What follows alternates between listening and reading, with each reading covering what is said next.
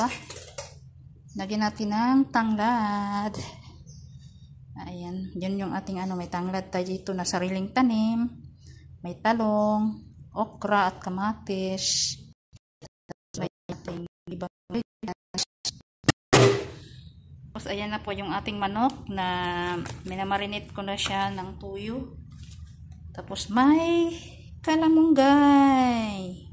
Fresh from the house. Dala ni Gavin kahapon. Friday ng hapon, dala ni Gavin. Nagputol si Mister, kaya ayun. May dalawa akong container na ganito, yung iba bukas naman yun. So ngayon, sabawin natin itong mga gulay na ito para si Gavin. Hindi lang palaging kumakain ng fried. So kailangan, dahil palagi tayong wala sa bahay, walang mag-alaga, o iba talaga ang nanay at tatay mag-alaga. Magaling naman si Mister mag-alaga, pero iba pa rin yung nanay. So ito, magluto tayo ng tinolang manok. Ganun lang yung ihalo natin kasi yan lang po ang available dito sa bahay ngayon. So, huwag na tayong maglabas-labas, maghanap ng kung ano-ano pa. Mas masarap sana kung mayroon itong kapayas or sayuti, gano'n.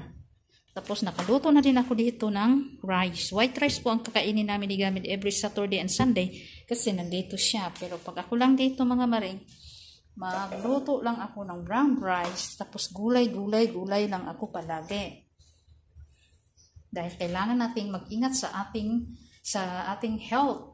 Kailangan nating iwasan ang mga mamahalin at mga masasarap. Dahil nakasanayan natin, so iwasan na natin yun, balik tayo sa nakasanayan natin na pagkain hindi masarap sa iba, pero masarap sa ating mga mahirap. So ayan po, magluto na ako. So ang oras ko ngayon ay alas 11:10 na ng tanghali. So maaga ko siyang lutuin para mapakain ko sa Gavin ng maaga, kasi mag-dinner din si Gavin ng maaga mamaya. Okay?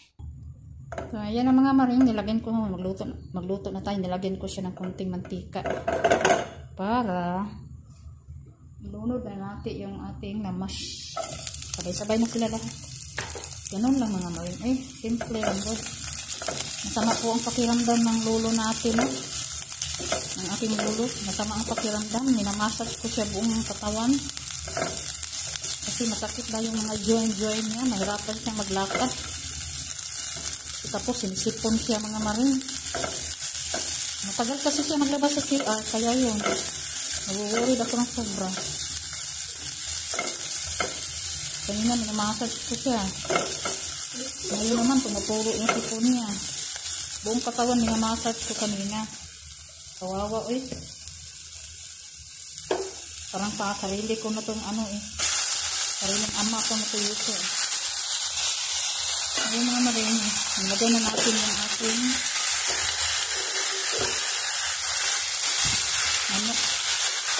Isa-gisa muna tayo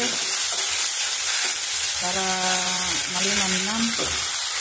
Tapos lagay natin yung tanglad,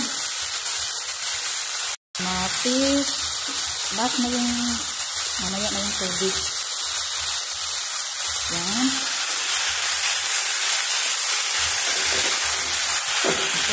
Mahirap talaga mag-vlog. Hindi ko garing kadali mag-vlog mga maring mo. So, ano ko lang dyan. So, ayan. Pwede na tubig. Para kumakuluan siya. Dalawang mag ng tubig ang ating ilalagay. Kasi pakuluan pa natin yan siya hanggang lumambot. Hanggang lumambot ang manok. Hayaan na lang muna natin yan siya dyan hanggang lumambot, hanggang kumulo. Tsaka natin idagdag yung talong at saka okra. At saka yung mga lunggay, yung pinakalas. Wow, ang si Lolo mga maring, nakatulog in town. So mamaya ito yung lunch ni Lolo. Isang siupaw. Yung baso niya yan. Tapos dalawang cake. Dalawang klase ng cake. Banana cake at saka chocolate cake. Habang hinintay kong maluto yung manok, kain muna ako ng saging na maliit. Kaya nang lagom na ang mga panit sa saging mga maring. So dali ra kay madaot ang saging na palit ni Madam karon kay murag linghod siya ng harvest ba. So yun na lang man ang idagdag natin, yung talong, okra, tapos yung malunggay. Hindi pa kasi kumukulo. So ayan yung saging mga maring, oh, napaka-cute. Masarap to maring, kainin na natin. Mataas na naman mga damo sa likuran. Hindi na ako napuputol dyan.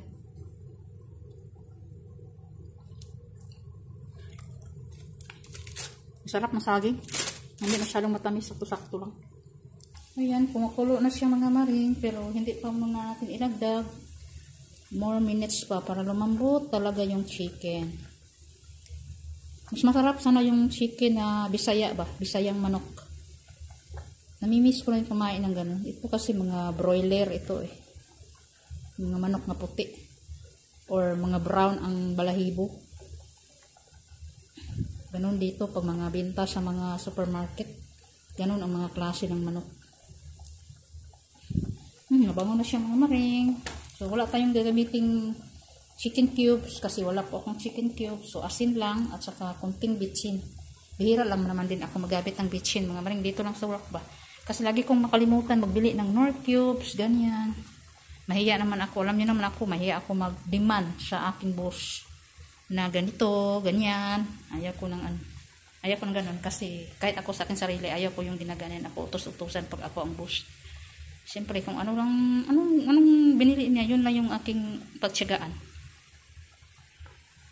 Kahit saan, ganun ako, kahit sa bahay. So sa ngayon, bitsin natin, ayan, 1 taon na to. Kunting-kunti lang nabawas. Marami itong mga bihon dito binili niya. Sabi ko, dalhin mo doon sa sister mo kasi hindi ako masyadong nagluluto ng ganyan. Lalo na pag walang mga halo. Ito naman yung sardinas dito na made in Malaysia. Nagrabe ka, makakabuhi man siya mga maring. Uy, di man parehas sa to ang, dili din ko kabuhi on. Dahil mauni ang ako ang nestom. Tapos mga noodles, pag nagsawa ako sa mga ito naman mga maring pang lang, bihira ko lang to kinakain kapag, example, twice a month, ganun. Pag nag-boring ako or nag-craving ako. Ganyan. Tapos may itlog dito. Kanina lang ito binili. Naubos na agad ang 4 kasi nandito si Gavin. Milo, bihira lang din ako mag-inom ng Milo. Minsan once a week lang, twice a week, ganyan. Tapos mayroon tayo ditong green tea. Itong green tea mga maring, kay Madam talaga to. Pero iniinom ko siya, wala talagang lasa mga maring. Green lang, dahon lang. Itong gamot na to mga maring, grabe ito ka-effective kapag inuubo, sinisipon, masakit ang katawan, grabe. Napaka-effective nito. Kasi nakalagay talaga dito, para talaga siya sa mga yung may mga masama ang pakiramdam sa katawan. Pagkawala ng trangkas, tapos may asin dito na stock. Ganito yung asin dito. Refined salt. Tapos bigas na tawag namin dito, baraswangi or mochara. Tapos ito yung brown rice ko. Isa pa, ito kasi whole grains. Ito naman yung mix. Mix siya ba? Yung basta, yun na yun. Ito naman sa ref mga maring. Meron ako ditong tilapia. Meron akong piret. Baka na piret. Dito nga isda mga maring. Ayan. Kung sawa man ako, hindi ko niluto. Meron tayong manok dito. Nili ni Madam. May mga manok din dito sa loob. Tapos ito kay Uncle yan. Mga ulam ni Uncle yan dyan sa taas. Ngayon, hindi puno ang ref natin kasi hindi pa nakapang-grocery si Madam. So dito yung ilalagay yung mga pagkain ng Uncle. Ayan yung papaya niya. Tapos may isa pa ako ditong container ng malunggay. Para bukas, nagbili din ako ng Ribena para kay Gavin. Ang snack-snack niya, no? Tapos mayroon pa ako ditong manok. Pang dinner to mamaya. Pang maubos yung sabaw. So, kung nakita nyo naman, hindi puno. Kasi minsan puno yan. Ayaw ko ma-damage ba. Tapos mayroon tayong okra sobra. May talong pa. May broccoli, mga healthy lang talaga mga gulay yan. Ganun, simple lang. Ang karoon mga maring, grabe ko singot. So, mauni siya, magpadayon tagluto, no? Pasensyahan nyo na yung ating background, ganun talaga yan dito. Sa trabahoan ko mga maring, no? So, ayan, kumukulo-kulo na siya. So, ilagdag ko na lang itong talong para maluto na. Grabe yung pawis ko kasi yung minamasahe ko si Uncle kanina. Yung init ng gamot pumasok sa katawan ko. Grabe. Malakas pala yung gamot na yun. Yung pinapahid ko sa kanya. Grabe mga maring kalakas. Kainit ba? So ayan, ilunod na natin yung grabe yung pawis ko. Oh. Kaya ako nagka-acne-acne ito. Grabe yung pawis. Tapos, ayan. Yung okra kasi medyo makapal yung hiwa natin. Ganyan.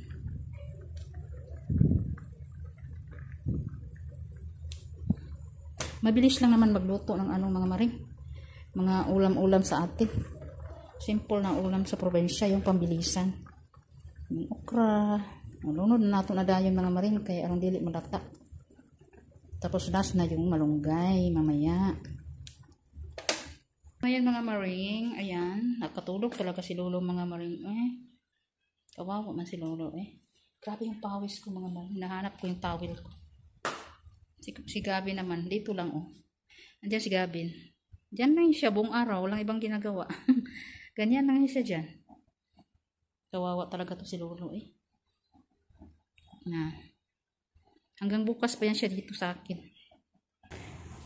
Ayan, maluto na siguro ito mga maring. Kunting na lang, kunting kulo na lang. Maluluto na din ito.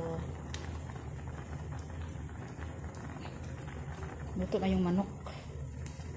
Ayan. Pakuluan pa natin para kunti na lang ang sabaw ba. Kaya kasi yung sobrang daming sabaw. Maliit lang naman kasi yan na sauce fan ng nilutuan ko. Kasi yan talaga yung nilulutuan ko palagi. Alam niyo mga maring maawa talaga ko sa Lolo na to. Kasi 2 years na kaming nagsasama mga maring. 2 years ko na siyang inalagaan. Siyempre maawa ko sa kanya. Kapag ganyan siya, masama yung pakiramdam niya, may masakit sa kanya. Magpanik talaga ako, ma-worried talaga ako. Hindi ako masyadong nakatulog kasi lagi ko siyang tinicheck. Kasi hindi siya po maingay, hindi siya masalita. Tapos, hindi po siya, magsabi na siya, masakit yung dito niya, ganun, ganyan. Tapos, massage ko agad para makapagpahinga ang katawan niya. Kasi kawawa talaga siya, hindi, mabait kasi masyado, hindi maingay, hindi demanding, napakabait. Kaya, maawa ako sobra sa kanya. Ay, parang papa ko na to So kahit sobrang boring po dito mga maring mag-alaga. Hindi lang po dahil malaki ang sahod ko. Hindi lang po dahil may sumasahod po ako. Hindi lang sa ganun. Dahil po napamahal na po ako every time na mag-alaga ako ng mga pasyente ko. Walang pili yan. Kahit sino yan.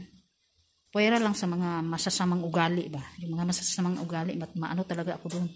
Siyempre, kung tratuhin ako ng masama din yung balik, di ba? Kahit sino naman siguro. Pero isa lang yun, yung naalagaan ko dati na sobrang hirap talaga alagaan. Mahirap na alagaan yung pasyente. Mahirap pa pakisamahan yung mga kasama sa bahay. Kaya, kahit gaano mo kagaling or kabait mag-alaga ng pasyente, kapag ganun naman yung mga ugali ng mga employer mo, wala. Lalabas talaga ang sungay natin. Pero pag ganito kabait, naku. Mangyak-ngyak na talaga ako kapag mayroon itong maramdamang sakit. Kagaya ngayon, naku, di bali na napagod ako pagmasahe sa kanya. Maibsan lang yung niya, naramdaman niya. Tulog na muna siya dyan, mamaya ko na siya gisingin.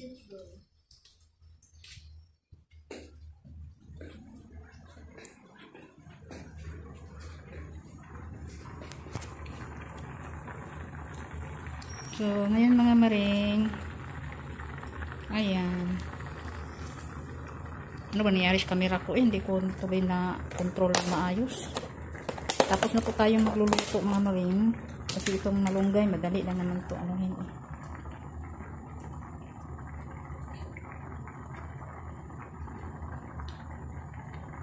ba ito?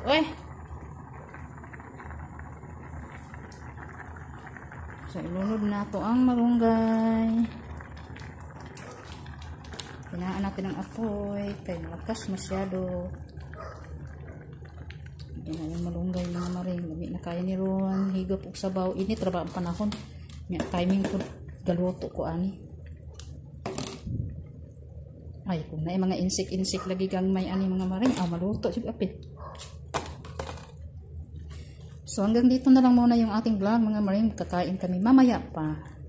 Hindi po ngayon dahil busog pa kami ni Gabin.